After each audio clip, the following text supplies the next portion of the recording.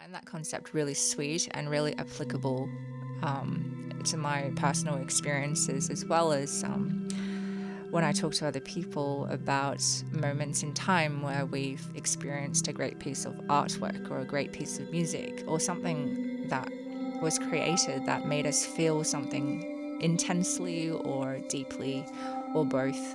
And in a way, that's teaching us about ourselves, what we like, what we dislike, and also giving us the opportunity to just feel and explore the depths of those emotions, because we're very expressive beings in very unique ways. Hey, you're listening to Tarot Songs, a podcast mixing tarot cards with original music created by Sydney, Australia-based artist Feloka. That's me. Each episode, I go into detail over a tarot card and then I layer it with an original piece of music as its soundtrack. The music is especially created with the particular tarot card in mind, making it a very unique listening experience. For the one-card readings, I refer to the Rider-Waite-Smith deck and Barbara Moore's Steampunk deck. I also referred to texts by Joan Bunning, Barbara Moore, and others. It's a pretty exciting journey. I'm really looking forward to reinterpreting the tarot with authentic, original music, and I hope you'll stay with me on the journey of exploration and imagination. I do have to give out a trigger warning, as these cards are inquisitive by nature. I reference experiences, some of my own, some are of others, that reflect trauma, PTSD, complex trauma, anxiety, depression, and other experiences, and feelings that may be uncomfortable or that may feel unsafe for you. The show notes will tell you where to skip ahead so that you can go straight to the music piece. And I will always play the music piece as a solo track towards the end of each podcast episode, so that it may hopefully help you facilitate your own readings or your own creative practice, whatever it may be. Don't forget to subscribe and follow me on social media so that whenever a new episode is released, you'll be notified and you can take a listen. Let's get started on today's episode. Hello and welcome to episode 24 of Tarot Songs. I've picked the Page of Cups for today's episode, and it kind of fits with the theme that I've been exploring in the last few episodes with regards to an emotional experience. When we are looking at the court cards, the pages are the youngest, so we're looking at someone who is really embarking on a new emotional journey. So they're about to feel some things and feel some things that are very intense, and they need to learn how to be comfortable with that. I like what Barbara Moore said in her Steampunk Guide, that what matters is the act of being in love. It takes a lot of practice to get love right. We need to explore how we react to it, how we protect ourselves from the intensity of it, how we shape ourselves around it without losing ourselves to it entirely. And of course, only a true strumpet could have enough lovers to practice on. So most of us practice by falling in love with many things.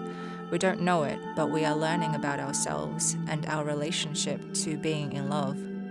I find that concept really sweet and really applicable to my personal experiences, as well as when I talk to other people about moments in time where we've experienced a great piece of artwork or a great piece of music or something that was created that made us feel something intensely or deeply or both.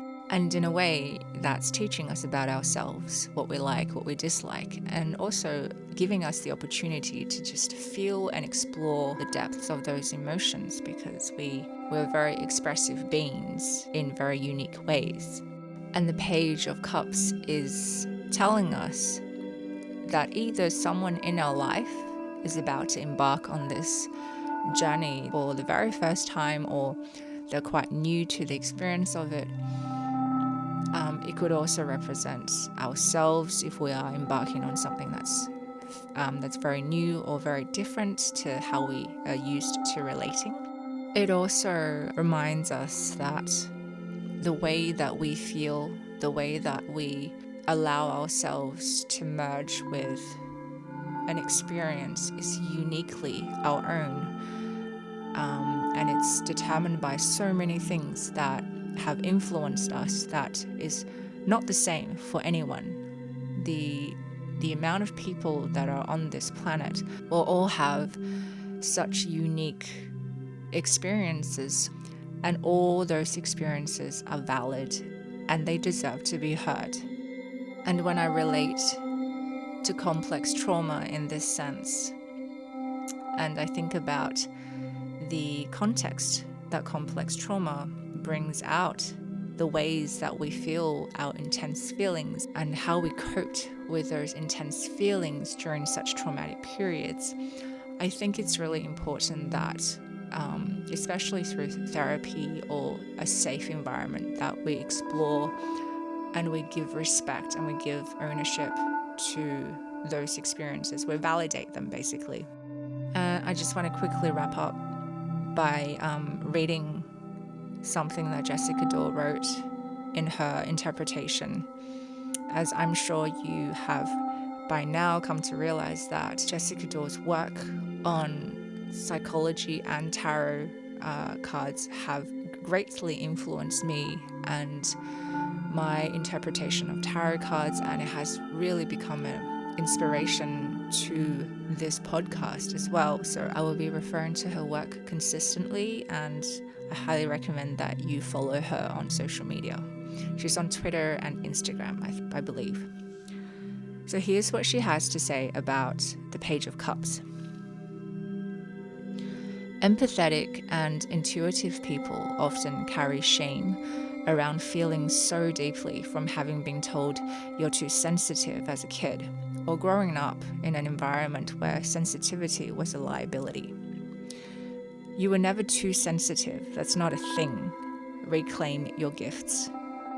And I really love that thought, that the intenseness that I felt throughout my life has given me such rich experiences and opportunities to reinterpret them. And, if it wasn't for the fact that I felt so intensely for all of my life, I don't think I would have been able to come up with an idea such as this podcast, or even to be able to play music the way I do, or to enjoy the things that I really love, because that intensity allows me to connect really deeply with whatever it is that I'm experiencing, and to allow a connection to form. And there is a great deal of vulnerability involved, and not everyone is going to want to be part of your intensity. And I think that is okay, because there's going to be people out there who understand you, who will want to connect with you, and staying true to yourself and honoring your feelings and your sensitivity allows you to really make deeper connections and stronger connections with other people, because you're being genuine. And when you are being vulnerable and you're telling people a very personal story, they can either accept you and share equally, or they may reject you and say, it's too confronting for me. But that's not saying anything about you as being too much. It's saying that they are not ready for you. They're not ready for your intenseness or the ways that you interpret the world. And to me, that's actually quite great. And it took me a bit of time to become comfortable with this. But once I did, I realized that it opened a whole new door for me, in that I saved so much time and energy on people trying to convince them that I'm good enough, when I could have been connecting with other people who didn't judge me for that, who actually really enjoyed the ways that I expressed myself. And I think that's something great. Like, It's very strange, but once you put yourself out there and you are open and you're not afraid to be vulnerable, to be seen and heard truly for what you are, then the right people will stay in your life. And guess what? The connections you've made are deep and meaningful and authentic, and that's going to last. More so than with people who don't really understand you or who don't really appreciate you. And it's always that constant, struggle. And you're always going to feel insecure when interacting with people like that because it's so stressful and exhausting. So remember that when the Page of Cups appears in your reading, to honor your feelings, honor the ways that you see and feel the world, honor your sensitivities, and also be gentle with yourself as well, and show yourself some compassion. Or it could be someone in your life that's on this journey that may need to hear this from you and may need your support in their journey as well.